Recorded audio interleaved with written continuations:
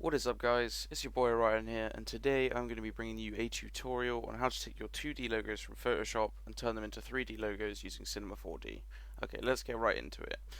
First of all, what you're going to want to do is make sure that you have the correct layer selected.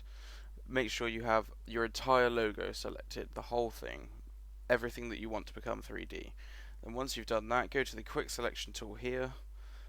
Go to the bottom of your logo, top of your logo, side of your logo, anywhere. Just drag up and across and it should just snap out and select the whole logo like this in the square. Then you just let go of the cursor. And then once you've done that, you know your logo is selected because you see these moving lines going around the edges of your logo. And then what you want to do now is right click on the logo, click make work path, put the tolerance to 2 pixels. It should be anyways, but if it isn't, just change it to 2. Click OK, and now you have a work path to work with. So what you're going to want to do now is just to check that you've got everything you want. You go to Window, go to Paths, and then you check this little image here, and if it looks about right, the graphics won't be too good on this image, the quality won't be too good because it's very small, but you can get a rough idea of whether the whole logo you want is selected or not. Once you've done that, you're going to go to File, you're going to go to Export, and you're going to go to Paths to Illustrator. Even if you don't have Adobe Illustrator installed on your computer, this will still work. It just doesn't recognize the file type, but once you open it in Cinema 4D, it's fine. Set it to Work Path, and that's all you need to do. Click OK. Save it to wherever you're going to save it. Click Logo to Desktop. Replace the file. There we go. Now we're going to hop over to Cinema 4D. Alright, what you're going to want to do now is go to File. You don't want to click Open, you want to click Merge.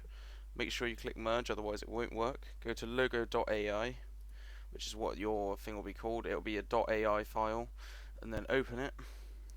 Set the scale to 1 in centimeters, and then tick the box for Connect Splines. Click OK. Once you've done that, your logo should be in Cinema 4D, however, it is not 3-dimensional yet. Now I'm going to show you how to make it 3-dimensional. So move it to wherever you want it to be. I've loaded it into a Lightroom. Doesn't necessarily have to be into a Lightroom. Just load it into any Cinema 4D file. Once you've done that, you want to click here to the Hypernerbs button, but you want to click and hold, drag across to Extrude NURBS, and then let go of the mouse. That will bring in an Extrude NURBS layer onto the image or file. Once you've done that, you want to click on Logo, and you want to drag it upwards towards this, but you don't want the left hand arrow pointing towards the left. You want the arrow that's pointing downwards, because that means that the logo will become a child of the extrude NURBS, which means it will extrude the NURBS, therefore making it 3D. Then you let go, and there you go. You have your 3D image, your 3D logo. To make differences in the depth of the logo, because that 20 is not a big enough depth really for most logos, for most purposes of what you're going to use it for, click on the Extrude NURBS tab, go to Object, go to Movement, and adjust the third adjustable box.